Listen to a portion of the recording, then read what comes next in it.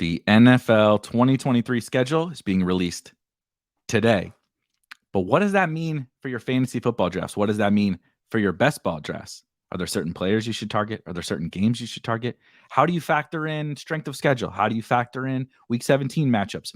That's what we're going to cover here today on Legendary Sickos, a Legendary Upside and Spike Week collaboration. Myself and Pat Kerrane, founder of Legendary Upside, Best Ball Mania 3 winner. We're going to dive into everything you need to know about the NFL schedule, week 17, and all things best ball. Let's do it.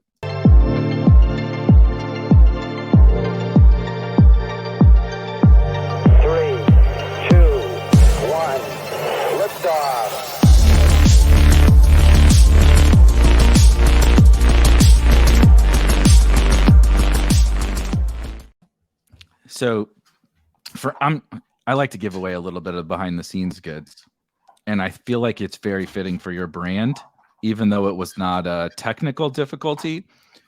We're on version 2 of this podcast episode, and it's because this time Pat's internet was great. It was so great, in fact. It was so great. It was so great, in fact, that the guy who came to work on his house was just coming through loud and clear in the recording that we were trying to do. So people will enjoy that, right? Freeze frame Kerrane became famous last year, and there was no freeze frame. It was just somebody came in to work on his. I had a guy house. come into the backyard. Yeah, so it's not like working on. I don't own this place, but like I need to let a dude in, and he's doing stuff in the backyard, and yeah, it wasn't great timing for that. About 20 minutes of our lives is gone. This is take 2. Yes, take 2. It was very funny though. But so what we're going to get into today is the NFL schedule. Obviously, you see it on the thumbnail. You heard it in the intro. But I think it's being released tonight. I'm excited for it. We all get excited for it. In particular, if you play best ball, you're excited for things like the week 17 matchups and the playoff schedule. But I do think it's important to go over kind of a general strategy. What does the schedule really mean, right? How do we tackle that week 17 thing? How do we tackle the playoff schedule on a site maybe like Drafters? How do we tackle the whole schedule, right? In a cumulative format, week 17 really doesn't matter any more than any other week. But is there any levers we can pull across the entire week 17 schedule? God forbid you're trying to go after the regular season prize in Best Ball Mania 4. Is there anything you can do? We're going to cover anything schedule related here today and how you should use it in your drafts. Super quick before we dive in, though, some quick housekeeping. If you are a Legendary Upside subscriber, you get a pretty sweet deal if you're playing best ball. Obviously, Pat is offering a ton of different promotions, giveaways. I don't know how he's making any money. I guess he doesn't need it, but I don't know how he's making any money this year. But we're also working on a partnership between Spike Week and Legendary Upside. If you use promo code LEGUP, there'll also be a link in the description. You will get 40% off of any Spike Week subscription. So right now, our NFL package is $300, which will take you all the way through the Super Bowl, right? So you want to play playoff best ball. There's in-season best ball. There's all sorts of stuff. We will get you covered for $300 normally, but you get 40% off. So you're getting about $120 off of your subscription just for being a Leg Up subscriber. You don't have to do anything else. You don't got to sign up anywhere or whatever. You just have to subscribe to Pat and you'll get 40% off of Spike Week. So again, description there. And I did this on the first take, and so I'm making sure that I don't miss anything. Pat, what a housekeeping promo you have before we dive into the schedule. Yep. Use promo code LEGUP as well if you're signed up for Spike Week. And if you sign up for Spike Week like recently, you can do that, right? But if you sign up under the old pricing, then you're not eligible for the 40% off because Erik is trying to run a successful business. He does seem to care about money that comes in. So yeah.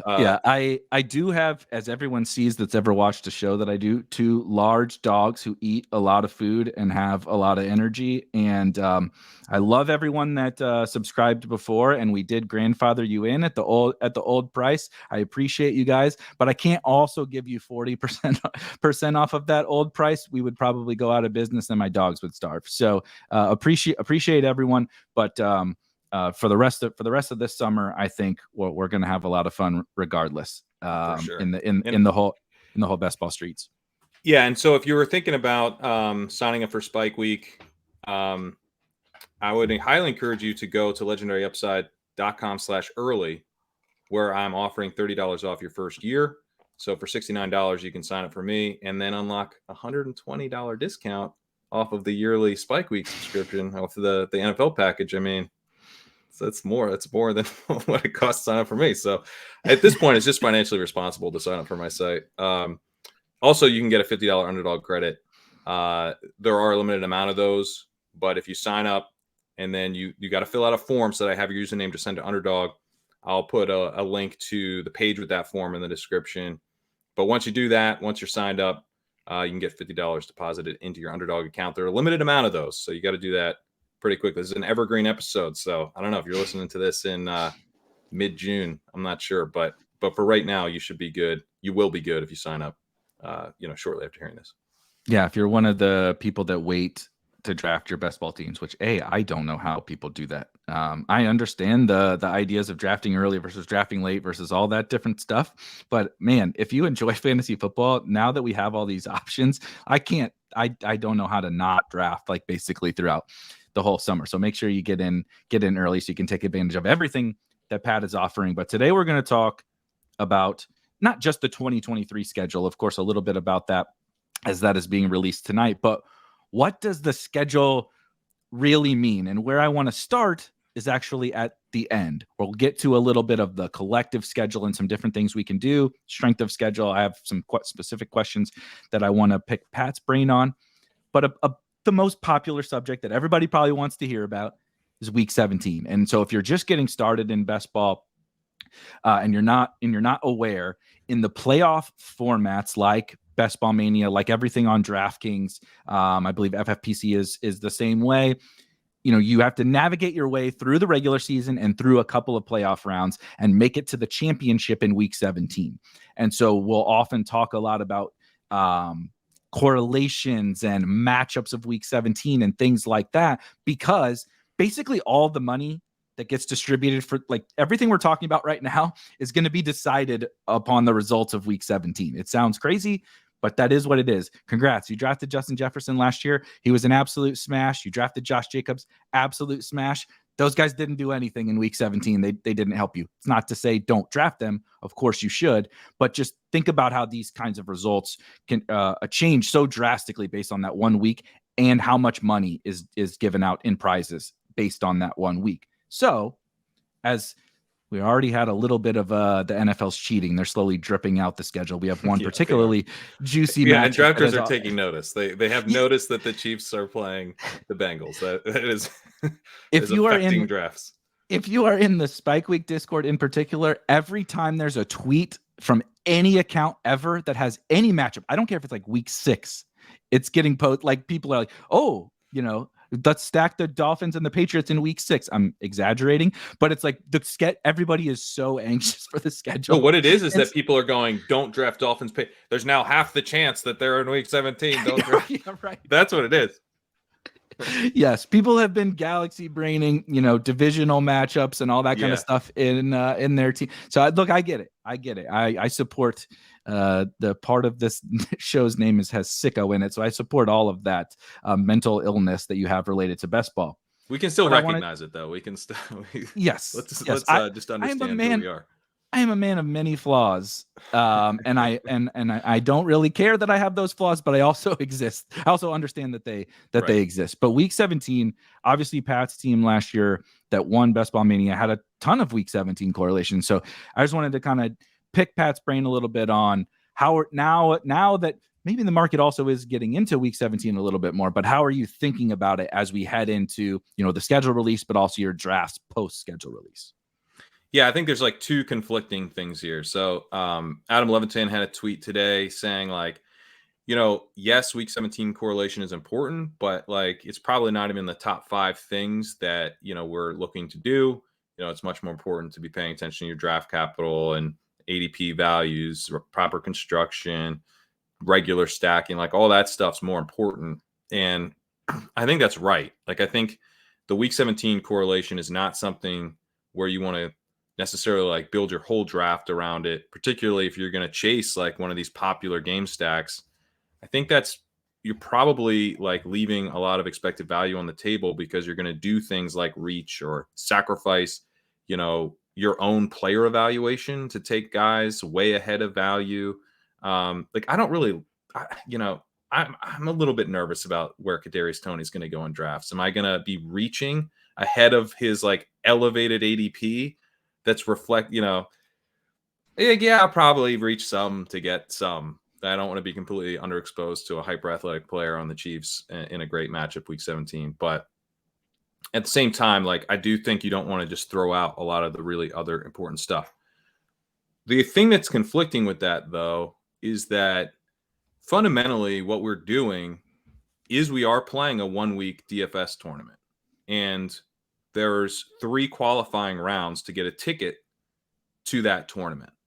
If you don't get a ticket to that tournament, basically the whole year for Best Ball Mania was kind of a bust. Like unless you happen to finish very high in the overall regular season. But a lot of those regular season prizes are really just kind of like sweeteners, kind of getting some of your money back type of stuff. Like, the big top prize and the second biggest prize is in week 17. I think that's still what we're chasing. We talked about that last week. You got to get a ticket to that tournament. And when you get a ticket to the tournament, you have to have a team that feels and is, pretty live to win, and where maybe a couple things go your way and all of a sudden you're vaulted to the top of the leaderboard. And that's where week 17 correlation is absolutely crucial. But in the same way that you wouldn't just like draft a team like of only rookies and players who you think are going to be peaking in week 17, right? You wouldn't draft a team that's like sacrificing all this stuff to just get week 17 correlation, because you do in fact have to advance out of a 12-team league. Then you have to win 2 straight weeks of finishing first out of a 16-team field. So you have to be able to balance both of these ideas in your mind at once. And I think for me, like in some ways, understanding that correlation isn't the most important thing doesn't mean that you have to like do it less. In some ways, you can almost do it more, but you're doing it in ways that let the draft kind of dictate it to you. So like on my winning Best Ball Mania 3 team, I had DJ Moore and Chris Godwin, but I also had George Kittle, and Trey Lance did not get back to me in the 7th round. I'm fairly certain that I would have taken Trey Lance. No, George Kittle. I would have. No way. You take us taking Trey Lance for 2 years, just 2 years in a row. What could possibly go wrong? It would have been a $2 million mistake, but I would have done it. I would have done it happily. Yeah. This is really funny, but it's actually like the perfect lesson in like correlation. You're like, I preferred Trey Lance, and there's nothing wrong with that. Say whatever the Trey Lance haters want. I had Kittle, but the way that this draft play, you're like, my player take was X, but the draft played out this way, so I did Y because of this correlation, or largely in part because of this correlation, and boom, $2 million. Right. So I didn't have a quarterback. So through 7 rounds, I didn't have a quarterback. I took Hunter Renfrow instead of the Lance pick, right? But Hunter Renfrow was correlated with George Kittle. Now that went down as this like hilarious little mini like holy shit, Pat really bought into week 17 thing, which is true, I did. But it also did create another out for me where I could have drafted Derek Carr later in the draft, because now I've got Derek Carr to Hunter Renfrow with a George Kittle bring back. I didn't end up doing that, but I don't mind having that little mini correlation in there. That game actually went off. That game was one of the games that had points. Now those guys didn't really do a ton in week 17, but you kind of like directionally accurate actually to have that mini. But I had another mini already set up, DJ Moore to Chris Godwin, and that made tacking on Tom Brady very easy. And that little trio was absolutely massive. That was kind of the trio that you needed. Or certainly if I had Mike Evans, that would have been even better, but he went ahead of my pick in the second round. But then, I was able to tack on Daniel Jones. I started my draft with Barkley in the second. I grabbed Daniel Jones. I grabbed Wan'Dale Robinson. I had Jalen Waddle early on. I grabbed Tua to stack with him. I ended up grabbing the Dolphins running backs. I got Mike Gesicki late. I got a couple different Patriots, Jacoby Myers, Tyquan Thornton. All of those guys were cheap. And I wasn't like going out of my way to do any of that stuff, really. Like I was keeping it in mind, like this didn't happen by accident, but I wasn't like reaching way ahead. I mean, Tyquan Thornton was my last pick. The two Dolphins guys were my 16 and 17 round picks. So, I didn't like press. So I think the big thing is like, you want to let the draft kind of give you the correlation a little bit. Don't press and force the correlation. That's where you're probably giving up a lot of edges.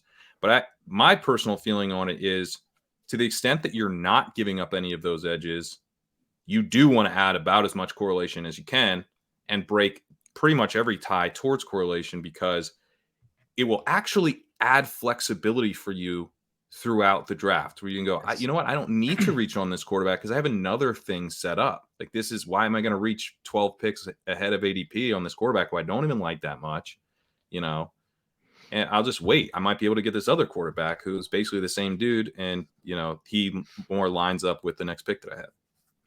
That's a big one. We don't have to get into that today, but I've been stressing that fairly frequently. It's, again, these are all things that are, in this totem pole or this decision tree or whatever. When I get to 2 4th-round wide receivers, not only does it work in this week 17 and correlation aspect, and this is, I guess, another form of correlation, but right, I get to the 4th or 5th round, I didn't take one of the elite wide receivers, and I'm deciding between someone whose quarterback is an elite wide receiver or someone else. I can break the tie with Terry McLaurin or Christian Watson or whatever, right? One of those guys, Mike Williams, as opposed to taking now DJ Moore because Justin Fields is gone, right? And I can, and you don't have to do that. I'm not saying never take DJ Moore because you don't have Justin Fields. I'm saying when you're building out your portfolio, this is one way to add some of that flexibility. From a week 17 perspective, totally couldn't agree more with everything that you said. And I kind of think about it with two different things. And as you said, a lot of these things are like very conflicting. Week 17 has to be the simplest concept in like that I can like ever remember in fantasy football, that yet has so much nuance, and like kind of it's nuance in when you're in the draft and like implementing it. The concept is like super easy. Like, okay, we understand game stacking. We understand everything Pat described about how to take down the tournament. Obviously, boom, game stack makes sense. But once you get in the draft and you have to click the buttons and make the decisions, there really is a lot of nuance to it. And so two kind of not necessarily misnomers, but sometimes things that people miss. Piggybacking on what Pat said, the first is our goal is not to predict the highest scoring games in week 17. It is May 11th. These games are happening on New Year's Eve. Like, we are so far away. And if you if you think you can predict all those, it seems right now like Chiefs Bengals, how could it fail? Right? How could it fail? You still have to get the right players. If it's Travis Kelce and Jamar Chase, that both are the guys that go off, guess what? You cannot physically get both of them in the same draft. So drafting Kadarius Toney on that team, might have been the right idea, but it didn't. That didn't matter because there's nuance to how the results play out. Plus, things change. Remember the Ravens 2 years ago? Came into the season. We were excited about the Ravens offense, right? Lamar, Bateman, Andrews, J.K. Dobbins. Well, then Dobbins and Gus Edwards both got hurt in the preseason. But we also thought that they were going to run a lot and their defense was going to be really strong because it's the Ravens. Their defense is always good, right? Their whole defense got wiped out. The secondary was like a bunch of XFL guys. They were getting wrecked. And then Lamar got hurt. So Tyler Huntley starting. This is actually what spurred the Mark Andrews breakout that year was, they're not going to throw that much. We have to take Mark Andrews in the 5th or 6th round because he's not going to get that much volume, even though we know he dominates targets, right? Right. But their defense, blah, blah, blah. It's just an example of we're going to get so much wrong. And it's not even that we were wrong. Injuries happen, right? God forbid. Well, that's Go ahead. I think the Ravens element of that is kind of the important one to consider, because I don't think that I don't really want to make the case that like Bills Bengals is going to fail, because I don't think that it is, even with the chaos of the NFL season and everything. I mean, unless, one of the quarterbacks gets hurt or something, or there's massive offensive line injuries for one of the teams, and that type of stuff can happen. But those teams are going to be good and they're going to put up a fair amount of points. But what if they only put up what if it's 27-24? And I think to the Ravens' point, like, we don't really know which defense are going to be just like absolute pass funnels by the end of the year, but there will be some, and they're going to play another team, and so you got, I think, by just having a lot of different week 17 games correlated, you're giving yourself exposure to those types of outcomes where there's like, hey, I had this team, and like, maybe they didn't even have that good of a season. I mean, this was another thing with my team, right? Like Brady to Chris Godwin with DJ Moore coming back, that didn't work like at all ever, except the 1 week. But it worked that week, and that was the week that mattered. So, if you happen to have a team, if you're able to like sneak a team through that is, you got like a couple pieces on it, and they're playing, and you have those guys stacked, like, maybe the guys who got you there aren't even those guys, but just having the potential for like, well, this weird, gross game went off and you've got like 3 or 4 pieces from it can be a huge differentiator, because those types of guys won't have gotten teams to the finals. And that means they're not going to be well represented in the finals, right? Like, if you think about how we get to the finals, you have to finish first, or you have to finish first or second in your 12-team league. That's going to generate a ton of dudes, a ton of different players, right? But then first out of 16, which is higher than last year. Last year was first out of 10. So first out of 16, that's a pretty high bar. Then first out of 16 again. I would expect that we have got, last year we had Justin Jefferson, I think, on 41% of teams, and George Kittle was on 38% of teams. And we had a bunch of different dudes who were on, I think 14 players were on at least 20% of the Best Ball Mania 3 rosters. Given that it's 1 out of 16 and 1 out of 16, I would expect that those numbers to be higher. It's going to be even chalkier. Yeah. Mm-hmm. And so actually having pieces of, lots of different games in your portfolio will be important, I think, because maybe, again, you're going to have to get very, very lucky for any of this stuff to actually pay off.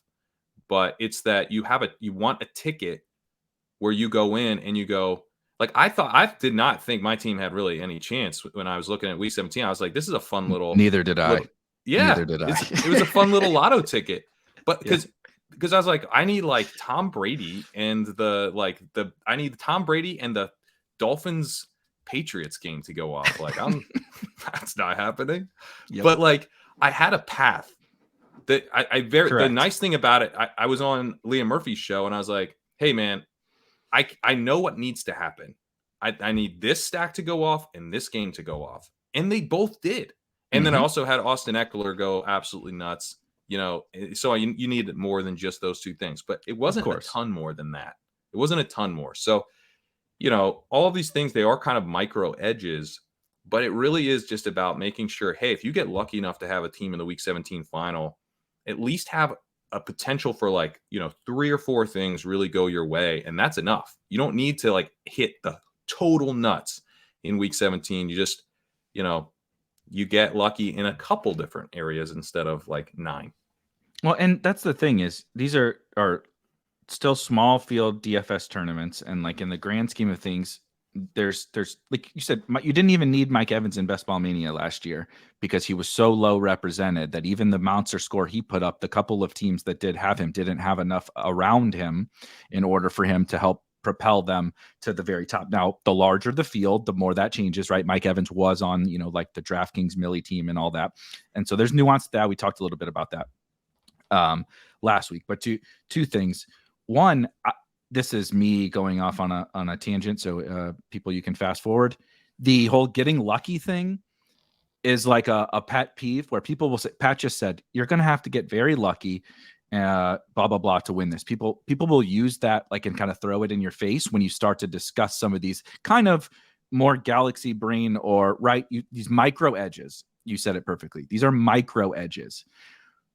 We know that we have to get lucky. And so what we're trying to do is plan around how do we maximize our win probability when we can get lucky, right? If I'm trying to set up, so like if I do get lucky, I know I'm probably not going to. Guess what? No one is probably going to. There's only one person that gets to win the tournament. 2 people get $1 million. If I were to get lucky, I want first, right? I want first place. And that's exactly what happened on your team. You constructed it in such a way that it was the week of, and you were like, oh God, Bucks, Panthers, and Patriots. Wouldn't have picked it. Like, yeah, I had 4 teams in the semifinals. It might have been my 4th choice. Yeah. and I don't know. Maybe with the correlation, it would have been my 2nd or 3rd choice. I don't think it would have been my 1st choice because it was just I would have gone, yeah, it's correlated, but with what? Gross. Yeah, right. Exactly. Like Tua was hurt. Tom Brady was horrible all year. The Patriots were one of the worst offenses in the league. And there was actually a bunch of pretty good defenses on those teams. You would just never pick that. But it was constructed in such a way and that when you got lucky, it takes first. And that's the whole goal about all these little micro edges. And that's also the goal about week 17 and any schedule related thing. It is not the edge is drafting the best players. We know that, right? That is inherently but I don't have a crystal ball. I didn't know that Mike Evans. I would have drafted a little more Mike Evans. Shocker, I drafted 0. I would have drafted a little more Mike Evans if you'd have told me he was going to score 50 points in week 17. But we don't know that. So you construct the teams in a way in which, right, draft like you're right, draft like you just got lucky. And how would you construct that team if you got lucky around a couple of different things? That's it. And then but it is important, and I think this is going to be more important than it was last year to have leverage in the finals. Definitely. And I think there's a couple different things you can do to try to get leverage. I just had an article out about elite tight end, which I think has the potential to give you leverage. I mean, I think one reason that I was able to get in with this Tom Brady stack was because George Kittle went off for 2 straight weeks and got me into the finals. When a tight end does that, he's going to bring along a lot of different builds. Elite tight end is a structure that works with other structures. So you don't need to it's like you don't have to use 0 running back or, anchor running back with elite tight end. It works with pretty much everything. It works with 3 quarterbacks. It works with elite quarterback. Like you can do it with anything. So that's the type of build where I think it's going to help you maybe get in some lower owned stuff. But however it happens, you're going to need leverage. And if you get if you have a team that has like a low owned guy in the finals, that's cool. But like what you'd really want is a bunch of low owned players. Correct. And if if all of those like low owned players are correlated with one another, bingo, then the one thing happens. And that's your leverage instead of like, oh, I've got low on this guy, low on this guy, low on this guy. They're all on different teams. None of them play each other. But like the DJ Moore, Chris Godwin, Tom Brady stack, every single one of those guys was leverage on the field. Then they were correlated, so they went off as a group. And that was the massive part of it. It's not this that I had like a few low owned guys. It's that they were all correlated with one another because the Patriots stuff was low owned as well. So yeah, I think that's and the leverage angle of this is going to be even more important with the first playoff week going from 10 to 16. I do think that's going to change. Maybe it won't dramatically change, but I do think it'll make even more chalky players. The best plays, everyone's going to have the best plays in the week 17 final. That's how they got there. It's Mark Andrews from two years ago. Mark Andrews was like legitimately like 70% or 60% or something like that in the Best Ball Mania 2 finals, because like you said, now it wasn't as difficult of an advancement structure, but he was the guy. Like if you got to week 17 without him, it was a borderline miracle, because he just went absolutely nuclear for multiple weeks.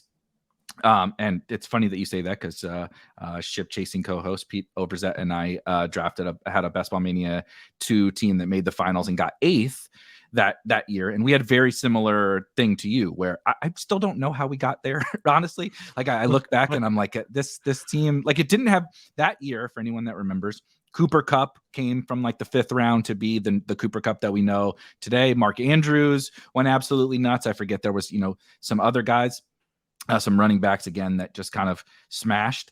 And like, we didn't have any of them. We took like this was before CD broke out. We took like CD and Keenan Allen at the 2-3 turn. They were like just so average. We lost Raheem Mostert on the first snap of the entire season. He was our RB1. Shocker. We drafted a 0 running back team. He was our first running back we picked. Done, week 1. But just like sometimes that's getting lucky. And we did, similarly to you, we planned around a couple of correlations and game stacks and all of that. And you just hope that it hits. I was going to just pull up really quickly, because I have a kind of data representation of what you were talking about with the elite tight end. This is not elite tight end, but I also just wrote about a similar idea with the leverage of the playoffs in mind. And what played out, this is from 2 years ago, and it was double stacking like the elite expensive offenses. And so this instance is with T. Higgins, Jamar Chase, and Joe Burrow. And so in 2021, obviously we had the Mark Andrews and all that different stuff. But what happened was, and I'll post this link in the description as well, and I'm not going to read it to you, but I just wanted to pull up the data to show specifically what Pat is talking about. Bigger?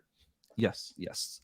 What Pat is talking about with the, like, specifically how this leverage plays itself out in these scenarios. So if you drafted Joe Burrow or Jamar Chase or T. Higgins, Joe Burrow had a 16% advance rate, right? Pretty standard. Jamar Chase was a little bit higher. T. Higgins, they were all close enough to a totally average advance rate. Joe Burrow actually went off in both week 16 and week 17, but quarterbacks are just quarterbacks. They're never going to be like so chalky unless in a very random instance. But T. Higgins, despite the fact that Chase was, a little bit better in the regular season, they were close enough, and T went nuts in week 16. He had like 35, 40 fantasy points in week 16. Jamar Chase didn't do anything. But if you constructed your team by drafting both of them into a stack, the finals rate of Burrow and T, there were 160 finals teams in Best Ball Mania 2. 8 of them had Burrow to T, no Chase. Where's the finals? Burrow and Chase, there were 2 out of 160. And so you say, okay, well, yeah, because Chase sucked. It's really, really hard to get him there. This is a little bit of the Mike Evans. But how do you get Mike Evans to the finals in a situation like this? You take all 3 of them. Right. Burrow plus Chase plus T. There was one of them. Now, they didn't win the final, but I do believe they finished really highly. How do you get Burrow was the QB1 and Chase was the wide receiver 1? You stack them. You correlate them, right? And I just want to find really quickly, there was the advance rate of all 3 was a little below average, but not much, right? 12%. 124 of the 1,054 teams that drafted Burrow, Chase, and T got through. So compared to 16%, not awesome, but not really that big of a difference. So you didn't sacrifice advance rate on the whole. It's close enough. And it's a really low owned, only 0.7% of the field drafted Burrow, Chase, and T, right? And so the amount of times, the amount of people that drafted it from a rate perspective also got to the finals. So let's just round up. 1% of people drafted that triple stack or that double stack, and 1% of them got to the finals. So it's like, and you advanced close enough but it's like, seems like such a simple thing, but this is like how do I find leverage? It's like, this is another one of those ways now imagine you do this and you draft the elite tight end. And it's like the elite tight end and T. Higgins can pull you through, or, you could get Pete and I had Kyle Pitts that year as our air quotes, elite tight end that made the final. We got drugged through by Hunter Henry, actually got us there. And that got us Kyle Pitts leverage on Mark Andrews. There's all these different things that we can do. And none of them are like, there's no individual right answer, but I just thought that some of the data was interesting, and your tight end thing was super fascinating. These are the things that we should think about. None of them in a vacuum are like, this is the answer. We saw best ball. But just as you build your whole portfolio and do your drafts, there's these little things that we can do that do like what we were talking about. When I get lucky, how do I get the low owned stack that wins it, as opposed to just, oh, congratulations, you had Josh Jacobs and Justin Jefferson and all in the final, and you're praying for Sony Michel to score 3 touchdowns. Like that's not that's your lever. Yeah, kind of one guy. Like, well, if this one guy goes off, that'll help me separate. Yeah. So one thing, one lever I think that's important to think about in terms of getting teams to the finals is your late round picks. I think your late round picks are really important, both in terms of helping you get to the finals, helping you win in the finals. KJ Hamler was on Justin Herzig's team. Yeah, I think he had a spike week, not in week 16 at the time, the championship week, but I think week 15. 2 touchdowns. Yep. And so that, imagine if, he took like a quarterback there to help him advance. It's like, I think you actually do really want to be thinking about, okay, I'm going to be drafting guys in these late rounds to help me get to the finals or win in the finals. Amon-Ra St. Brown was huge for Liam's team 2 years ago. Jeff Wilson gave him a spike week on that team to help get him to the finals. Amon-Ra was kind of just like the guy you needed. Crushed the whole playoffs. Yeah. Crushed the whole playoffs. But then he had him correlated with Rashad Penny in that final, which, those were the 2 guys that you needed. So thinking through those late round picks as potential engines that get you through is one thing. And that leads me to, and I'm kind of working on something about this where I'm like, it makes me a little less inclined to want to take that third quarterback, especially if I feel like I don't need to. If I need to take the third quarterback to advance, fine. We have to advance. That is the biggest thing. That's the first thing. It's not the biggest thing, but it's the first thing. If you don't check that box, you're not going anywhere. But if I feel like I'm already good enough at quarterback, and it's more of kind of a luxury advancement rate thing versus taking a swing for the fences, I'm going to want to take that swing for the fences. But the point I want to emphasize is there's no reason not to stack up, the Texans or the Steelers or any of these teams. You can do Patriot stuff. Any of these teams. Another one, a Commanders might be the best example. Now we're talking. Now we're speaking my language. Yes. You stack up the Commanders, which is easy to do. And I think pretty much all of their guys are at very palatable prices. I mean, you could go Terry, Dotson, and pick a running back. And I think both running backs are good picks. And then skip the quarterback. Yeah. Just skip it. You don't have to be right about Howell or Brissett. You should draft Sam Howell, but I know, but I'm just totally trolling. You're absolutely right. And you know what a nice situation to do this in is, like, if you're going to be going for, if you're taking a Jalen Hurts team, I mean, well, we're about to get the schedule. Maybe they didn't play in week 17. Oh, but, boy. If that wasn't really let's say take a Josh Allen team, take a Patrick Mahomes team. I mean, you're not really in a position where you need that quarterback in week 17 or probably even in week 16, right? Like, you get your quarterback to maybe a little earlier. You get someone who's just, you feel like, yeah, you're going to play and I didn't have to pay a ton to get you. Perfect. You pair with my elite, you pair with my, early quarterback, whatever. You don't have to stop there. You can keep building in additional correlation. You don't need the quarterback. If a quarterback is having a pretty solid game, he can still power really strong games from other players on the offense, which are more important. You have to fill 3 wide receivers in a flex, 2 running backs. Happens all the time. The time. Those are the absolutely massive pieces on your team.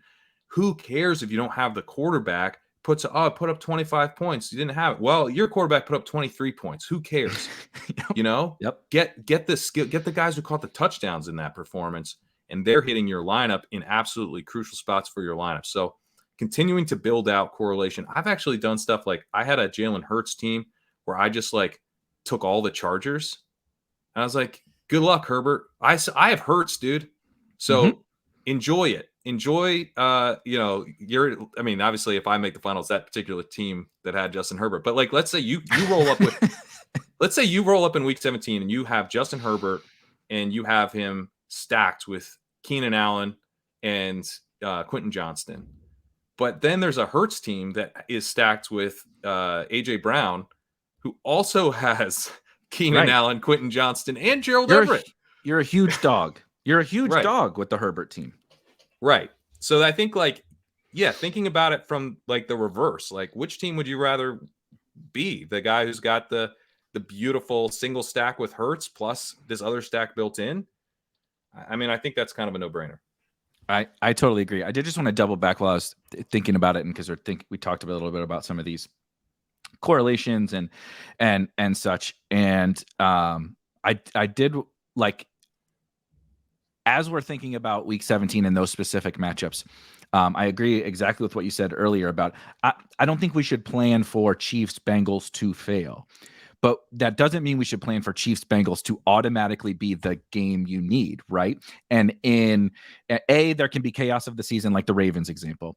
But B, we could get to have the Chiefs been the game? You know, the Chiefs are frequently a really fun one to stack up. But like if you played DFS last year, the Chiefs were awesome as an offense all season. And I think a Chiefs game stack won like one tournament, won once the entire season, despite the fact that Mahomes was awesome. Kelsey was awesome, right? Pacheco was awesome. McKinnon was awesome. They were like still not taking down DFS tournaments very frequently. I know there's price involved, but there's price involved. No, but the price is best ball. The price is the point. If all these players were just in a bag and you got to pick them out and put them in your lineup, like we'd all pick the Chiefs, they're not. You have to pick them based on what everyone else wants them. It's a market-based game. So even though, on DraftKings, they set the prices, it's not a market dictating that, but it kind of, it's like kind of in line with what feels right, so it's driven by performance and all of that. So it's not that dissimilar where like you could think about like what you're spending on this stack, like that Chiefs Bengals stack that you put together is taking up a massive part of your salary in DraftKings terms. It only is restricted because you can't get Chase and Kelsey together. But like, if you theoretically could, you could spend, if we're talking about like a $200 auction budget, you could spend like $150 of your $200 auction budget on Chiefs Bengals if there was a way to get like the first four, right? Because they all go in the first two rounds. All the good guys from both teams go in the first like two rounds. I guess Burrow is a 3-4 turn, but like, okay, the first 4 rounds, the top 5 players in that game all go there. So there's not a player under like 7K in that whole stack. That whole first part of the stack. Yeah, and the secondary guys are like, the most expensive wide receiver from. Tony's 6.5K now. What's going on? Yeah, exactly. Tony's not even cheap. But what I was hopefully the listeners actually play on DraftKings. So we've gone very specific on the DraftKings salary. Yes. I do that all the time with DFS because that's just like that's where I come from. That's where my brain works, and I realize that I'm probably alienating some people. What I was going to say around that is it's not just like, oh, I'm expecting the Chiefs Bengals to fail, or it's not also even just, oh, they're expensive. It's a combination of all that, plus our inability to predict this far out. It's our inability to predict even once we get to that week. Nonetheless, to be able to predict this far out, or even in August or September, which games are going to be the highest scoring. There is just that inherent variance. If you played the last 2 years, we've talked a bunch about Pat's team. Pat literally said, and I said I agreed, even if we got to that week and you said, I want to like pick my favorite team, it would not have been Bucks, Panthers, Dolphins, Patriots. It certainly, when we're drafting, would not have been that game. No, like all summer, there wasn't a soul that was like, oh baby, can't wait to draft Bucks, Panthers, and Patriots, Dolphins. Like nobody was saying that, but there is that inherent variance. 2 years ago, the same shit happened. Yes, Jamar Chase Yes, Jamar Chase went crazy. So I live right next to an Air Force base, and there's an air show this weekend. So it has been never-ending flyovers, and the dogs like lose their shit. He was really talking there. That was is he like a hound? That was some real. He's a husky shepherd. So yeah, that's the husky howling at the moon. Yeah, that's the husky coming out in him. So that's what we've been dealing with for the last 48 hours. Lots of good sleep. It was 12:30 last night. Still planes flying over the house. It was absolutely awful. But what I was just going to say is, it's not the games that we always expect. And 2 years ago, the same shit happened. This was before everybody kind of knew the Lions were like the Coors Field of fantasy. Mm-hmm. Lions Seahawks, like the Seahawks were boring as hell. Still had rust. There was kind of old. I know they were a pretty good offense, but nobody was excited about Seahawks Lions. Nobody. And look, like 80 points in that game or whatever, and the guys you needed, air quotes, were in that game, and so we just can't predict it. And so that's what bleeds into our all these ways that we implement correlation. And like you said with Levitan's tweet, it was absolutely true. It is both important to do and implement in drafts, and simultaneously almost never, or probably never, the number one thing you're looking at when you get on the clock.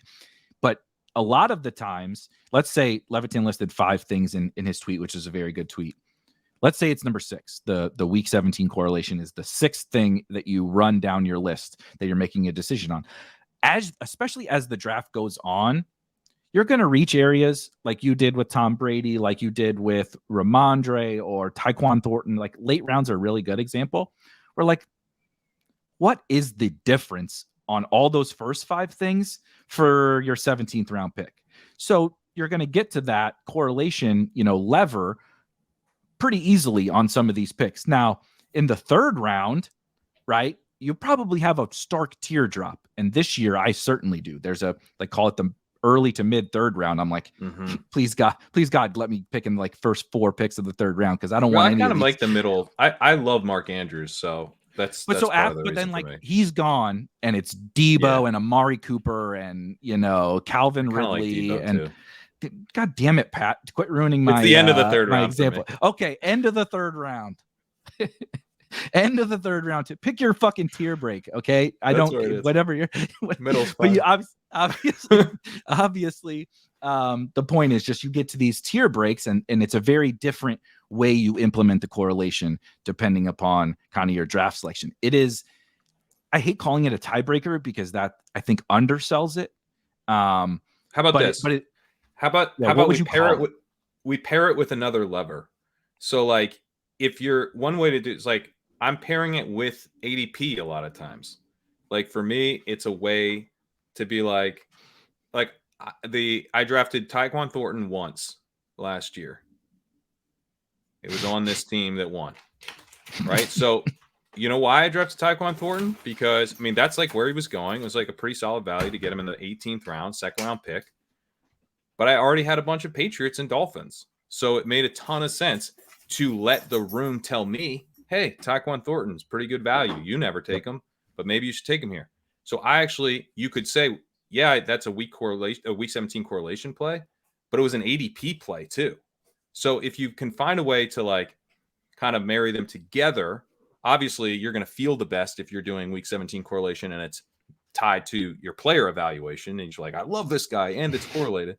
But, you can also do some of the stuff is a little less fun. Like, the kind of the structural stuff, like maybe you're getting pushed off a structure that you feel like really comfortable with, but onto one that also works. So it's like, oh, I'm actually getting more, I'm diversifying my portfolio of structures by going with the week 17 correlation here. And that is something, if you were to like zoom out and be like, do you want to have a diversified portfolio of structures? You'd be like, yes, I do. I don't want to be all in on just this one structure.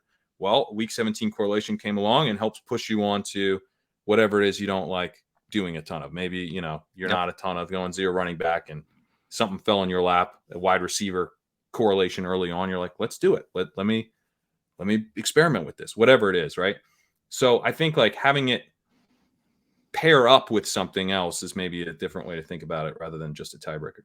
Yep. I think that makes total sense. I think that I would probably even remove it from that totem pole or decision tree. And like you said, it's on the side with arrows pointing to your, like you said, your ranking / player take / projection, whatever the hell you want to call that, right? If you're projection based or rankings based, whatever, it points to your rankings because of course your rankings are important. You don't want to, like you said, take Kadarius Toney in the 5th round when you have him ranked in the 7th round just because of correlation.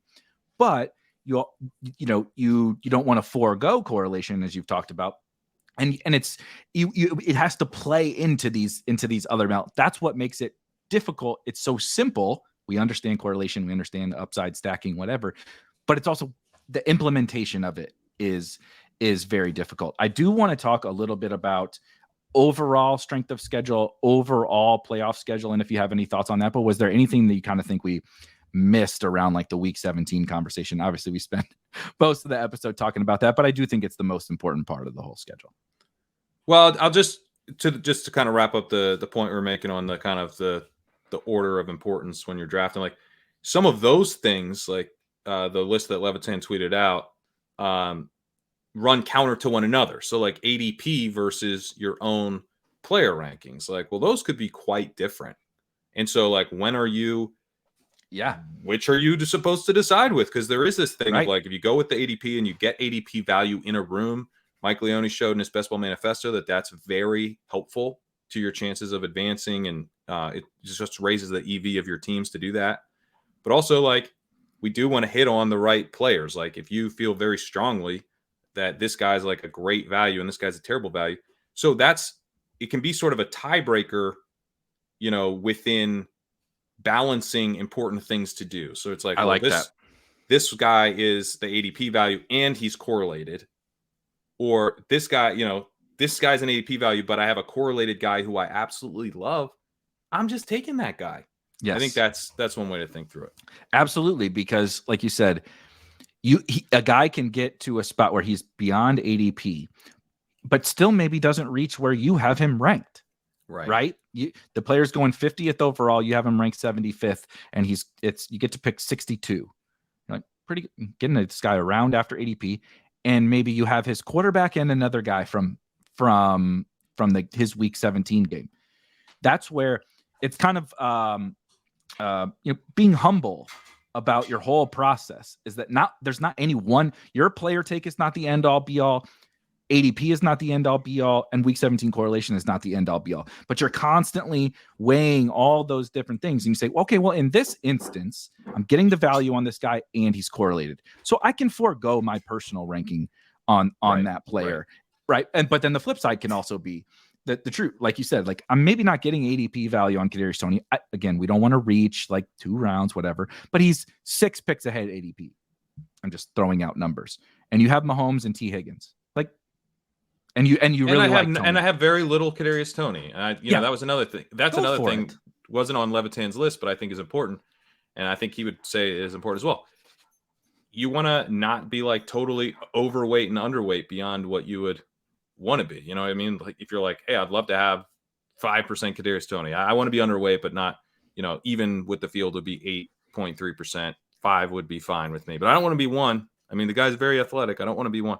So, and he's on the Chiefs. They traded for him. They don't have any competition. Like, you can not love him, but again, be humble enough to say, I'm willing to accept the fact that he could bury me. He could absolutely bury you. Yeah. So I don't want to full fade this guy. Yeah. So then, I would also take him in that 6 picks ahead at ADP, and you got it correlated, and like, maybe you need a little bit more exposure. You checked your spike week tools and we're like, oh God, I don't have any Toney. Get him. This will happen this summer, by the way. Pat and I did a few episodes last summer where we kind of like went through our tools and our exposures, and like, we're only one human. You can't literally spend every waking hour like investigating your best ball portfolio, and you find this all the time. Yeah, you're like Chiefs Bengals. You're like, oh, I feel like I've actually been getting a bunch of Chiefs Bengals. You pull it up, you look at your exposure, and you're like, okay, not really, and I don't have any Kadarius. I have 0 Toney teams with a Bengal, and it's like, how the hell did that happen? You're like, I have 3 naked Toney teams. Yeah, exactly. Why do I? Or you pull it up, and it's like, my Toney correlation is with Travion Williams. I don't think that that's going to work. I will find that. I know I will. I will too. I was just arguing for Travion Williams the other day. That's how disgusting my brain is. But like there's so much that goes into it. And so I'm glad we talked about it for a long time, because like it's just not, I think people want, like most things, to be like this binary answer, super easy and straightforward. And I think that the week 17 thing, while very simple, is about as clear as mud in terms of being able to explain it. Like, how does it work when you implement it? Because I mean, we just spent 45 minutes being like, well, it's like an if then statement. It's like you're constantly having to adjust, you know, when certain things matter more, and balancing different things. And so that's fantasy and you can football. Mix it up. You'd be like, you know, and some of this stuff's kind of coin flippy type of stuff where you're like, should I take this guy? It's like, you know, I've been reaching a little bit to complete stacks. I'm gonna push it. You know, yeah. Or I'm constantly getting sniped, and I would just like to have a stack team, you know, for once in my life. Like, all right, get your stack then, dude. Right. Like, you know, I think it's all right to just kind of let your emotions in that particular moment kind of guide you, because I mean, this is kind of a fun enterprise, hopefully, and you don't want to get like just, you know, frozen, like, oh, there's too many variables. What do I do? So yeah, this is way too time consuming, and we're putting money in May, and we're not going to get it out till 2024. You know, like if you're not getting something out of this, right. And whether that's fun or whether, you know, you're a spreadsheet robot, at least like if you're kind of, even if you're like kind of robotic, you should be like at least like achieving goals, right? Like as opposed to just like clicking buttons for, I mean, how many times are you going to draft by, you know, September? Like we can get something out of this. Plus, enjoy it. as long as you're not doing anything like totally egregious, like we're going to talk a lot about best ball over the course of the summer. There's no right or wrong. And so as long as you're not doing something totally crazy, like what was it? A friend of the show, Neil Farley, posted. Was this real or not real? That Davis accidentally took Alberto first over. I think he found a team that took Alberto 101 and then said it was Davis. And apparently Davis was then convinced that maybe it was him, and he'd forgotten. Which, I mean, at that point, I think it really might have been Davis. Yes, that is also an incredible bit that, you know, he doesn't actually, like, it's conceivable that he did actually draft out. Even to him, it's conceivable. Well, that Pete Overzet, of course, had the best reply to the whole thing. Shocker. Which is, the Wi-Fi at this resort is a disaster. I was like, oh my god, it really came true. So good. So as we kind of wrap out, I just wanted to bring up like the overall schedule, but what could be just overall playoffs. Let's start there. Is there anything you're even like thinking about? You know, it's really hard. We just talked for almost an hour about how the hell you can even implement week 17 correlations while you're drafting, and it's pretty complex. Is there anything you're even like thinking about or considering? You talked about, well, especially with week 15 in Best Ball Mania being more difficult to advance through. Is there just anything you're considering in terms of week 15 and 16, or are you looking at kind of, you know, a week 15 through 17, right? Like, oh man, they got two awesome matchups in week 15 and 16. Maybe it's not as good in 17, or just, you know, anything with the overall playoff schedule. Yeah, I think the week 15 and 16, I mean, there's 16 team fields. And so I think in some ways, like, they're so small that maybe the correlation is like slightly less important, where you probably just want like the guys. And at the same time, I mean, like if there was no week 17, I would stack up week 16. But I think that the issue is like, at what point are you sacrificing week 17 correlation to build in some week 16 correlation? And I don't love that. There are going to be some situations where, you know, and if you're super in the spreadsheet weeds, maybe you can figure out spots where it's like, hey, if we stack up these two teams, then you also get a bonus week 16 correlation piece out of it, you know, so that, and like, hey man, that's a micro edge, but I don't mind it. I really don't. That is some padded cell level illness. It is. But I have definitely thought about it. Don't show your loved ones. Don't show your loved ones the spreadsheet where you found this. Don't do it. But oh god, yeah. You're stacking matrix so you can build out as many game stacks over the course of the entire season, just no like one a can total see it. nerd. Yeah. No one's allowed to see it. It's a locked spreadsheet. But is it giving you a slight edge? I think it is. I do. I agree. I personally am not going to do. I do think, again, if you're like really being optimal, as you said, and you want to grind and figure out, I do think we might like release something when I can get some time on Spike Week, just because it won't be that difficult to see some overlapping playoff, right? This team plays each other in week 15, and then here's who they play in week 17. That won't be that difficult to do. So I do think we'll probably do something like that at Spike Week. Anyone can do that. But in terms of like optimizing for, okay, this team I'm going to rank this playoff schedule as number 1 and their week 15 game, right? And starting to match up like, okay, this team plays the Lions in week 15 and I like their matchup, and doing like really getting down into the weeds of trying to optimize for like a strength of schedule across the playoffs and pair those teams together. Technically, like, I think that could be an edge. I think it is going to get in the way, most likely, unless you're like literally a genius level coder or something like that can build a model that can tell you exactly what to do. I think that is one of those things in this particular, game of gambling, game of sports speculation, that you just might be cutting off your nose to spite your face a little bit. And I always, and this has been my career, and the only reason that I'm here today is not tried to overdo it, simple rather than difficult, and directionally accurate rather than perfectly accurate. And so I think best ball is probably the best game for that. DFS, I'm never going to beat like Brick. I'm never going to beat Brian. I'm never going to beat, Osimo. I'm never going to beat those guys because they are much more perfectly accurate than I am. Whereas I'm just striving for directional accuracy and to beat people more frequently. That's my personal mindset. In best ball, I'm not sure there is a perfectly accurate. And so if we can just be directionally accurate about a million more things than everybody else is, right? All those little micro edges Pat keeps talking about, I would just like to do that rather than get too, minute about the schedule. Yeah, like I think, a much bigger edge is like, hey, the Commanders turned out to be good, and you have 3 Commanders. That to me is a better edge. Like now, if the Commanders end up having a really juicy playoff schedule, that will make me maybe boost them up my list of teams that I'd like to tack on, or like to kind of try to build in some correlation with, again, maybe even without the quarterback. I think there's a number of teams like where I could sort of talk myself into them being surprises. And so if I've got a team that I'm mildly interested in being a surprise and they have a really nice playoff schedule, then that'll make me more interested in that, or if there's a team where I could also see, they're like, I know this team is going to run, it's the Falcons, and the Falcons are going up against like, I guess that's a terrible example because like, are you really in draft Bijan like what 105? But maybe the Bears. Yeah, let's say the Bears. The Bears end up having a schedule of really like soft projected run defenses. Mm-hmm. Yeah, maybe I'll boost Khalil Herbert up a bit or whatever. Yeah. Maybe a bit.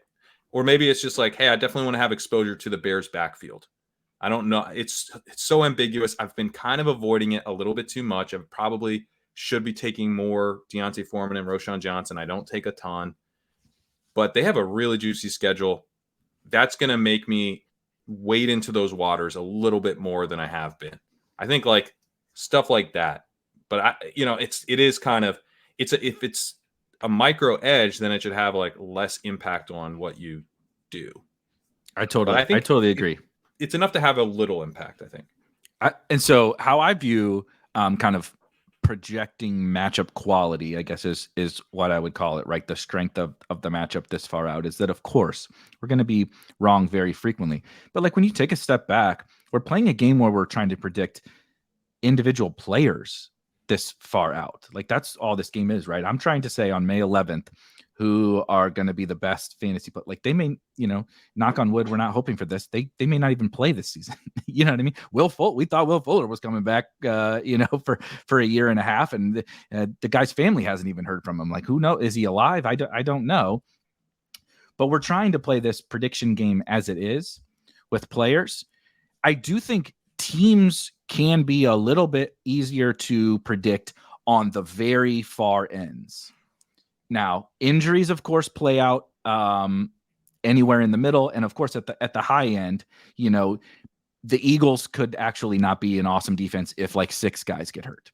Sure. Right, I agree. I'm willing to accept that. But I'm pretty confident that the Eagles defense is at no point going to be like a projections boost to the person playing against them. They may end up with some injuries, neutral or fine, but like when I'm fine, I believe that somebody mentioned that the Giants play them in week 16, which is a Boston Scott game. Apparently Boston Scott torches the Giants all the time. Yeah. So if you want to get Saquon Barkley through, you have to draft Boston Scott on your Saquon Barkley teams. Is the new take. But point being, if like let's say they played in week 17, I would say this is not a great spot for Saquon Barkley. Doesn't mean I'm avoiding him because that's not the end all be all, but I would think it's not a great spot. Last year, a take that I had was the Arizona Cardinals were going to suck, particularly on defense. And I actually feel fairly vindicated in that take. But when you just like looked at the depth chart and everything, like it was putrid. Like JJ Watt was like the best player they had left, and the dude just retired. Like he was fringing on retirement. Yeah. I was him and Budda Baker. I was pretty confident in that take. Now it didn't work because Kyle Pitts got hurt. And the Falcons were a mess. But where it did work was Tyler Algier, right? And it also worked on the Cardinals side saying, well, if their defense is going to suck, okay, it got me to Trey McBride. It got me to, I was not drafting Zach Ertz, of course. The meme of the summer. Yes. The meme of the summer is Zach Ertz, Tyler Algier. And it was right. I mean, that mini correlation was directionally accurate. I mean, let's not forget. The thing pointed to is this has gone too far. Almost won a ton of money. Not only did it not go too far, it hit a goddamn bullseye. Basically, it hit a 20, not a triple 20, right? If you play darts, it didn't hit a triple 20, but it hit a goddamn 20. I'll tell you, that was a 20. It was. That is what it was. It was a 20. It wasn't even a double 20. Yeah. Yes. It was a 20. It was a 20. Yeah, and that was the thing. And so I guess. Maybe like as a pushback, because I think you will see some pushback from Twitter and stuff of this has gone too far. This worked. This is kind of always what you get with an idea that is working is like, yes, it has worked so far and it is working and it worked in last year, but like this is it though. We've done it not enough. Don't do it anymore. Don't do it any more than this from people who probably weren't using it in the first place, right? That's kind of like what you tend to see. And of course, to any edge, like you could take it too far, and I think we've spent a lot of time on ways that you could take it too far. I think and trying to make sure you don't. Yeah, we're trying to make sure that you. I'm trying to make sure that I don't. That's why we're talking about this too. Yeah, Levitan's framing of it, I think, is a really good framing. But your, like the thing held up last year is like this is not this. This can't work. It worked amazing. So I mean, again, not perfect because it was the wrong tight end, but yeah, I mean, I do think that we want to be building this stuff in. And one thing that I would say, to the 15-16 correlation, which again, I'm probably not going to be doing a ton of, but it is nicer than last year because of the way the advance rate works, where they're both 1 out of 16. Last year we had to go, well, week 15, are we building that in? Because 1 out of 10. Now they're the same. If you can get a bonus week 15, it's the same as a bonus week 16 now, right? So, your odds of making it out of either round are the exact same. So you might as well tack on either if either's available to you. And I think that gives you that little extra flexibility. So at least you don't have to and it's one less thing to have to think through. Like, well, this is a 15. Is that worth anything? Like at least now the answer is yes, it's worth what a 16 is. Right. Exactly. And to your point on the you're going to get pushed back. Two things. It is always very funny because it will be the people who are attached to last year's results from like a player and a team perspective, not fantasy player, like an NFL, the Bears, what do you mean? The Bears ran all the time. This is on top of my mind because I was looking at DJ Moore this morning because I know a lot of people were not so high on DJ Moore, which is totally fine. I also think the Bears are probably going to run a lot, but that doesn't mean that it's a certainty. Leone got to me. I learned him in my ranks. The math nerd came over and said, let's review this, Pat. Let's review this. Where are the targets coming from? I was like, oh, yeah, you're probably right. I totally understand. And from a median perspective, I totally agree. I have zero pushback on like negative sentiment towards DJ Moore. But the point is, those people that you're outlining will probably be the guys like, you can't draft DJ Moore. Didn't you see how much the Bears ran last year? And I'm like, well, part of why I might draft DJ Moore is because if they don't, right? If last year doesn't play out this year doesn't play out exactly how last year played out, right? There's reasons to believe that could change, blah, blah, blah, blah, blah. So those people will be very attached to last year's results, but then they'll say, because they didn't believe in it in the first place, it just happened last, I know Pat won with that last year, but that, it's luck. That was a sun run. He got lucky, right? This year, I'm not worried about it. It's not gonna, yeah, of course. Welcome to winning tournaments with a million teams in them. But the other thing that you said that I thought was so true, and this is how I feel like passionately, especially about this show and some of the shows that we do that sometimes get really in the weeds and into some nerdy best ball stuff, is that in life, anything that eventually becomes the big new idea was not assumed to be true originally, and generally frowned upon, and people threw stones at it, right? Week 17, all this week 17 type stuff, just last year, smart people were like, you guys have taken this way too far. This is nonsense. You can't predict that. Just draft the best players, right? Just smart people. God forbid 2 years ago when we first started doing this. Last year, now, slowly, people are like, okay, I get it. We got to be smart about it, but I'm starting to see it. And in 5 years, where are we going to be at with like some of this correlation and stuff? And so it's going to take time. I honestly think in 5 years, it's going to be like tough to get correlation, because you're going to be like competing with, let's say you have, I need to think of an example where the ADPs lined up, but like you've got, you're going to be competing with guys who have the other wide receiver that you're. So let's say you have Joe Burrow, okay, and you've got him stacked up with T. Higgins. Then I think in 5 years, like you'll be able to pull that off, but you're competing with the Jamar Chase drafter, right, to get Tyler Boyd and Irv Smith. Like I actually think, or you're competing with the Jamar Chase drafter and whoever, in this case, the Chiefs drafter. So there's like two other people in that room who are intelligently trying to build something that you're competing against. So I think in 5 years, it's just going to be hard to get really highly correlated teams. So, and, maybe you could definitely overdo this, not just in terms of reaching and stuff, but there probably is a point at which you don't want to have like show up to the final and you have a bet on like 2.5 teams. You know 100%. What I mean? Like that, that could be bad, but I don't know. In some ways, like I kind of like going into the puppy and being like, I'm going to really correlate this thing. Let's experiment a little bit with this $5 entry and see like how far feels like too far. And you can kind of mess around that way, but yeah, I think in like 3 to 5 years, just like the amount of really correlated teams will probably be reduced because everyone's trying to add a little here and there. That it's funny that you said with the puppy. That's actually what I did and what I might do in the DraftKings Millie this year. Now they did make the payout structure really, really nice, so there's a little less incentive to doing it in terms of like top heaviness. Like, dude, you finish in the top 100, you get 10 grand. So like, there's a little less incentive to like go crazy at first place, but still, it's $1 million, so I probably will. But that's what I did. I was like, I'm over correlating the shit out of this because there's 1,000 teams in the final. I did get a team through. Of course, it was led by Jalen Hurts and Trevor Lawrence, who basically both didn't play in week 17, right? So that it didn't hit, but I was like, get me a team or two to the final. just have all these correlations and pray to God the correlations come through for me, especially because of how big that final was. And so that was definitely my strategy. What I was going to say about in the 5 years thing, it felt like for anyone that's played playoff best ball, it felt like the perfectly efficient version of that, which would be in a perfectly efficient playoff best ball room. Everybody is drafting kind of in their own lane, except for the teams that, right, I took Jamar Chase and the next guy took T. Higgins. They're duking it out for Joe Burrow, or vice versa. Right. You took Joe Burrow, right?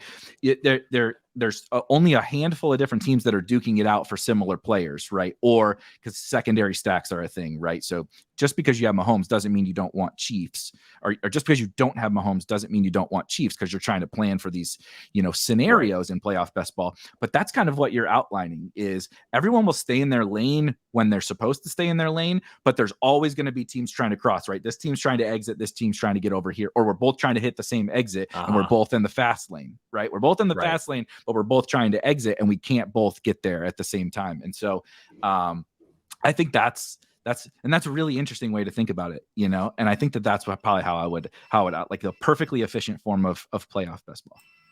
Yeah. And there is obviously going to be room in 5 years for like, well, this guy's just way better than that guy, so who cares if he's correlated? We'll continue having that part of the discussion for a long time, but yeah, I think like if you want to build some like really correlated teams, I would say like do it. Like don't make it your whole portfolio.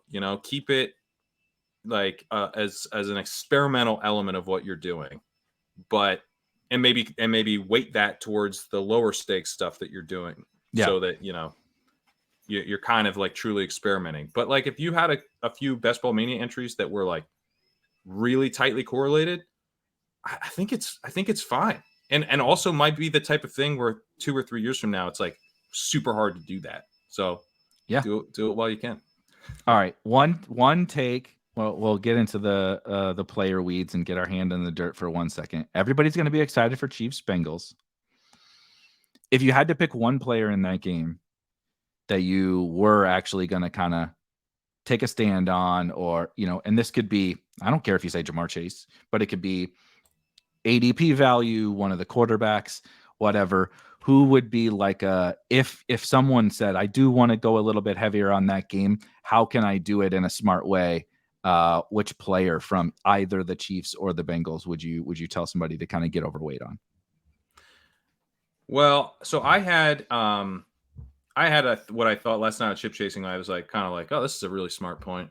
And then I went and I listened to a podcast that's been out for like 2 weeks with Mike Leone and Justin Herzig talking about stuff. And like Leone made the same point like 2 weeks ago. I was like, so I hate when that happened. Yeah. His point was that if you take Joe Mixon, then you can draft your team like he's a 3rd round running back, because he's either going to be there and going to be Joe Mixon. I mean, maybe he gets suspended, but if he gets suspended, he might get cut. So it like sort of all comes crumbling down. Like if he gets suspended where he's going, you're probably not surviving that. Right. So you already made the minute you take him, you've made the bet he's not getting suspended and he's not getting cut. Well, now you've gotten like 3 to 4 rounds of ADP value, depending on when you grab him. Probably 3, like 6 to 3rd. So, and he's also potential leverage on the game, where the game hits, but it's because Burrow throws for a lot of yards, but Mixon gets all the touchdowns. He scores 3 touchdowns, and we've seen him do that. I'm not a big Mixon guy, but he's done that before. And I think he's still he isn't like slowing down. I think he's still got some juice. He's still kind of the same guy he's always been. So he would be an interesting way to play it right now, especially because we are going to find out, somewhat soon what the deal is with Mixon, and that will resolve in, again, a very binary way. Like he's either going to be going 3 rounds earlier in drafts or way, way later. So, he's sort of an interesting way to attack that game. And then you can always bring back Chiefs pieces. I mean, bringing back Chiefs pieces is the easy part. So, a Mixon, Rashee Rice, a Mixon, Sky Moore, a Mixon, Marcus Valdes-Scantling. I mean, that's super easy. So, that, not to steam up Mixon because I don't really have enough. I drafted some big board of him, but I was kind of probably being a little too scared. I don't think I only drafted 4 Best Ball Manias or so far, and it's been a lot of puppy stuff. But yeah, I think I'm going to try to get some Mixon once the schedule comes out and I'm doing Best Ball Mania again. Yep, I love the Mixon call.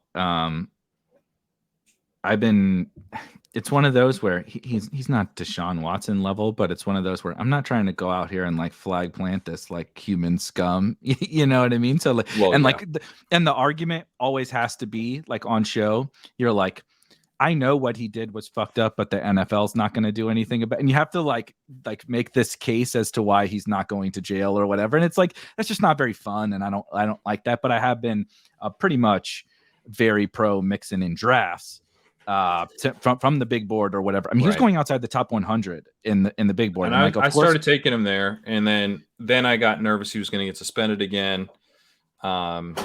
And yeah, my takes are based on the way I'm drafting. So as much as, I don't want to be putting my stamp on, draft Joe Mixon, like I am planning to draft Joe Mixon. Yep. So. Same. And like also some people would make the case he is regressing. He's not 23-year-old Joe Mixon anymore, but like Bengals running backs are a fantasy gold mine. Efficiency be damned. Joe Burrow is a check down artist. He runs a smidge, but doesn't run a ton. And he gets the ball out like when it's not there, right? When they run a kind of a unique offense, actually. When he gets one-on-one on the outside, or they get to too high shell and they're running some kind of vertical on the outside, he doesn't really like stick with Tyler Boyd to see if Tyler Boyd's getting open very often. It's like, Chase, they're bracketing Chase or they're bracketing T. It's like, okay, they got too high. I'm going to get my 4 or 5 yards down to my running back. Like Mixon and Perine both catch a ton of passes, even though Perine was playing on passing downs. Mixon still catches a ton of passes.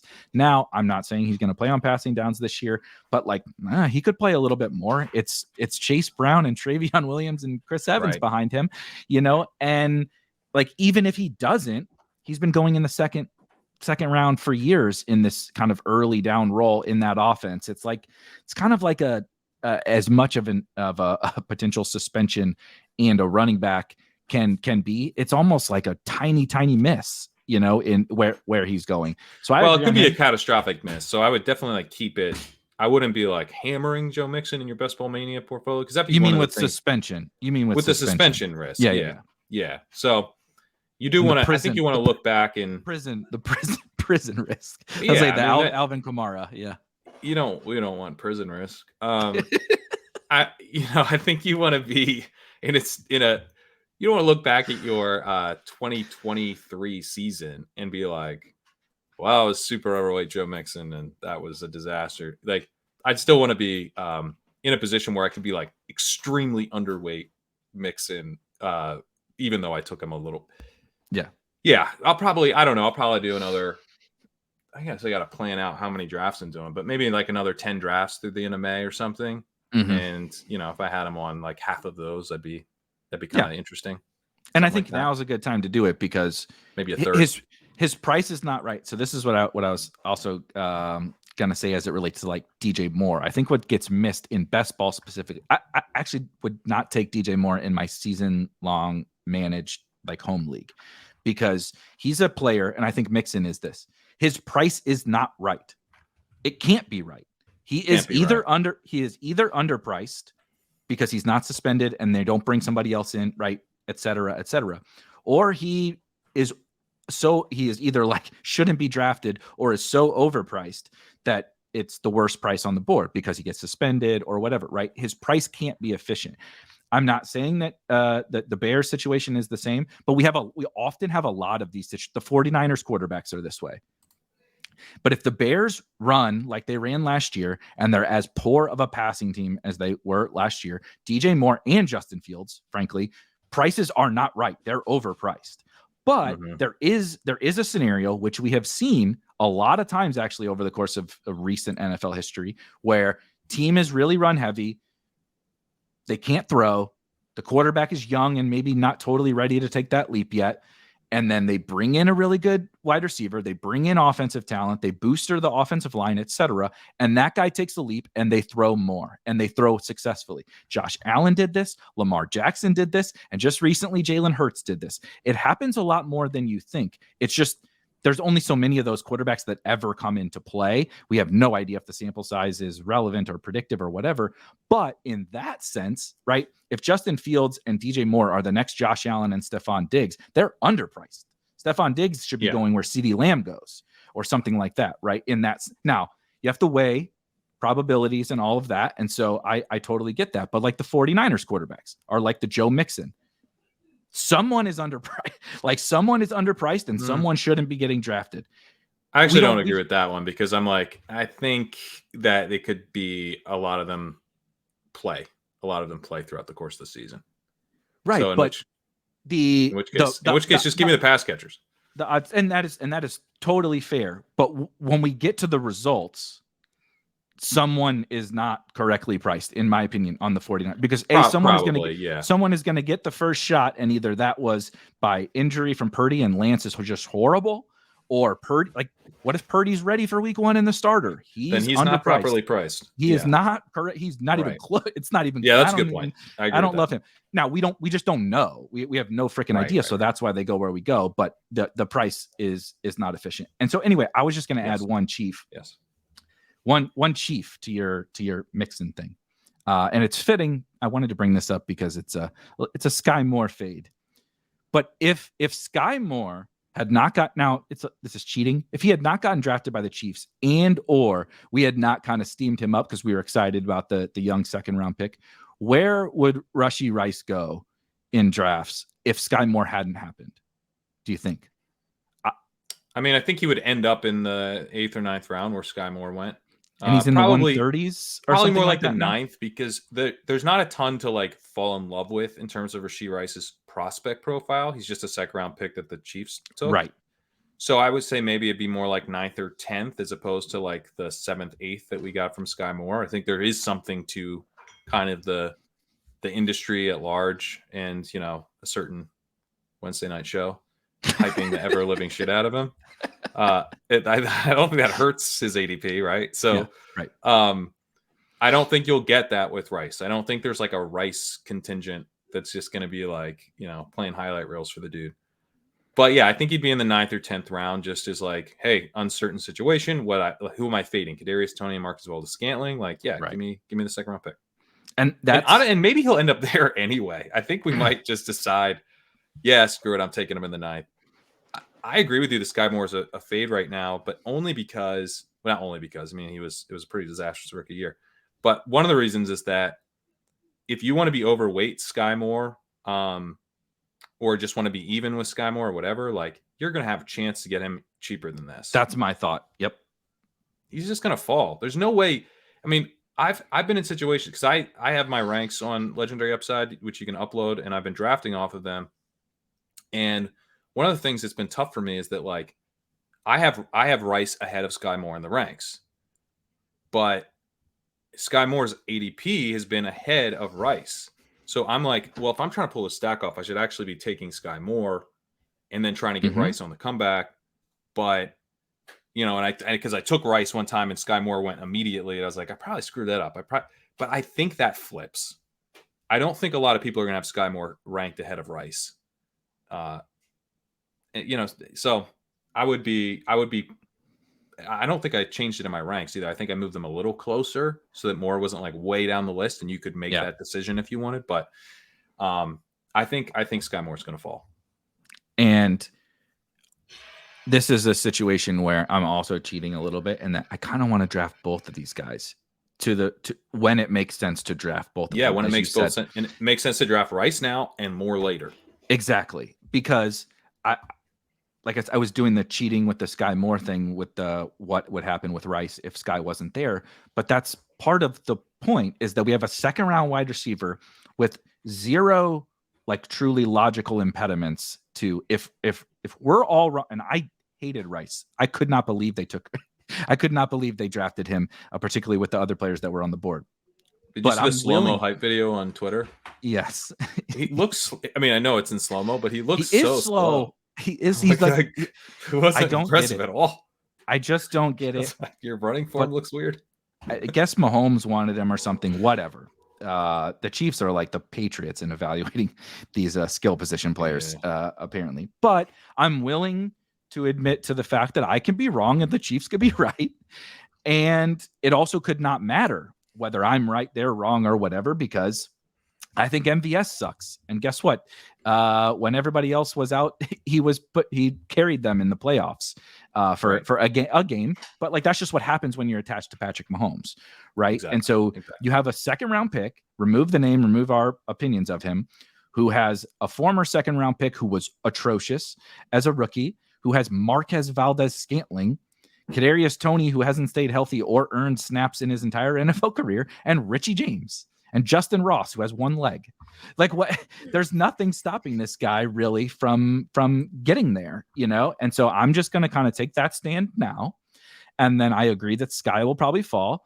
And then I can get my Sky when I think he's a little bit more appropriately priced. And I'm mostly just worried about the Toney price, where I think I'm not going to get any good prices on Kadarius Toney, even though I actually want to make that bet. So anyway, I just wanted to wrap with kind of some thoughts around the most fun game of Week 17. What do you got coming up today in the coming days? What's coming out with Leg Up? So on Leg Up, you can check out an article that I just did. I referenced it earlier on elite tight end. It's a pretty long article. It's like 6,000 word article, but you know, one of the perks of being a Legendary Upside subscriber is that there is a premium podcast feed where I narrate the post.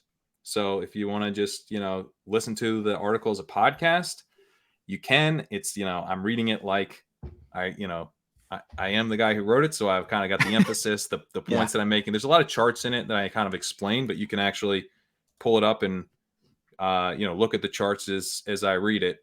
If you're kind of an audio type of person like I am. But yeah, I'm pretty happy with that piece. I think it makes a pretty strong case for elite tight end as a very underutilized strategy this year. Prices have fallen on these tight ends compared to last year. There's a narrative that was basically the entire position was disgusting outside of Kelsey last year. And I think that is true when you look at advance rates, but it's not true when you look at winning the tournaments. The drafters winner, the drafters weeks 1 through 17 most points was a Kittle team. It wasn't a Kelsey team.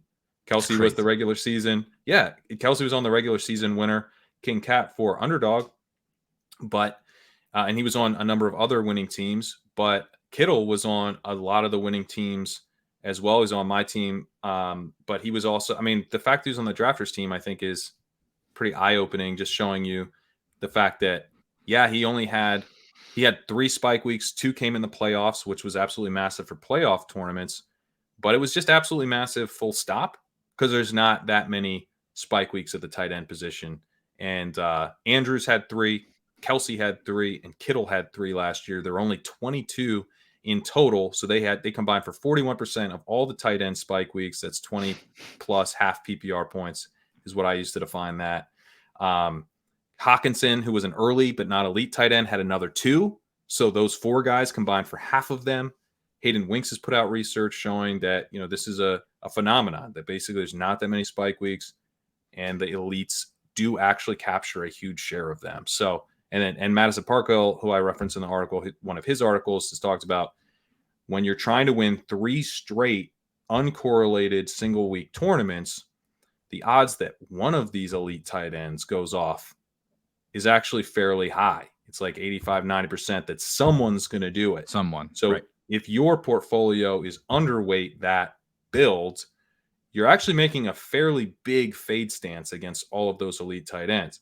Now, it's not that fun to say draft all the elite tight ends and 3 of them are absolutely going to torch your advance rates, but we're trying to finish. There's like 600,000 plus people in Best Ball Mania. Like, you're not going to like make, you're lucky to get 1 team into the finals, so you're very lucky to get 1 team into the finals. So I think building ways that are going to actually increase your chances of getting to the finals. And I think this is one of those ways. I think is well worth a little bit of a ding to advance rate. So as you can tell, I dove pretty deep into that. I also am working on some quarterback research as well, talking about, you know, the elite quarterback landscape, ways we can attack that. I've got some work I'm doing on ways to spend your last round picks.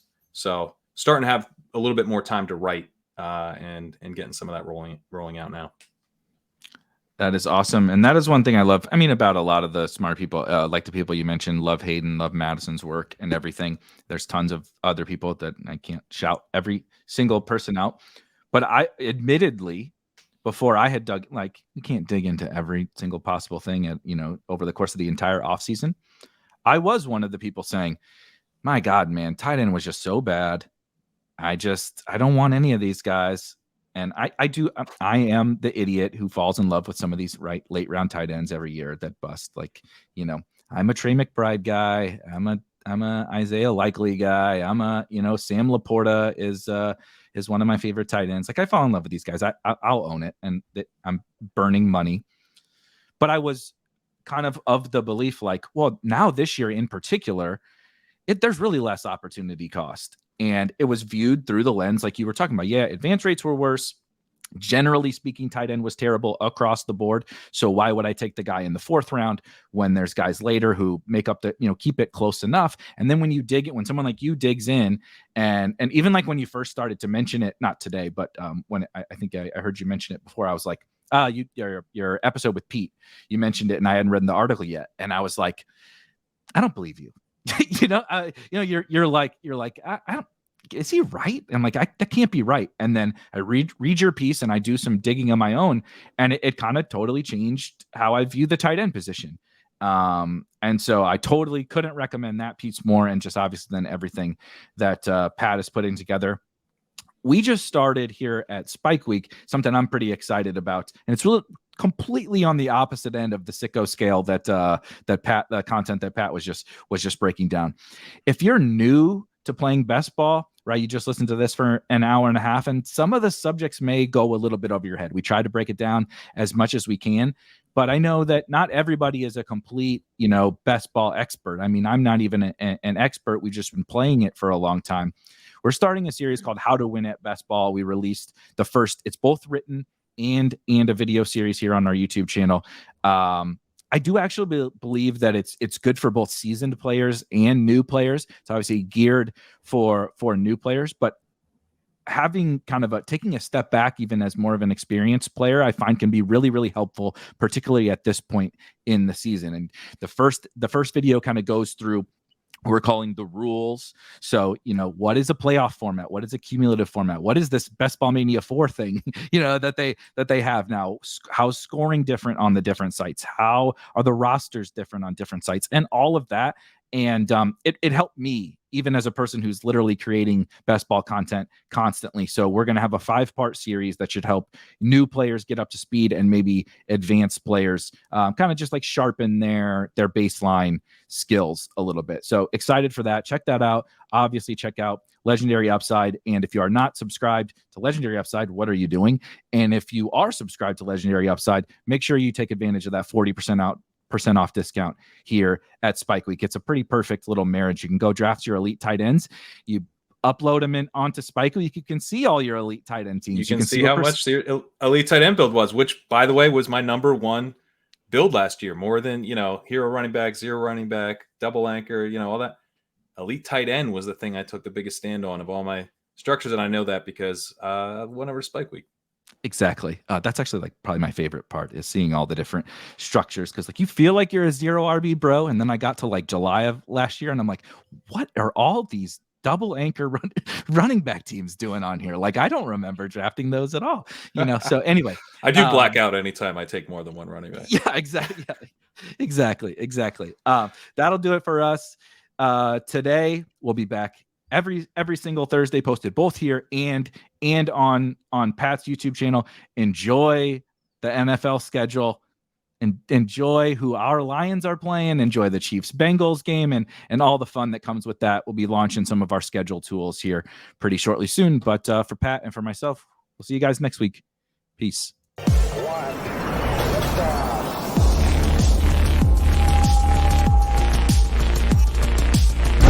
Woo! Those were some spicy takes. Want to stay up to date with all of the other spicy takes we're going to have over here at Spike Week? Why don't you press that subscribe button below? If you turn notifications on, we draft a team, boom, you know about it.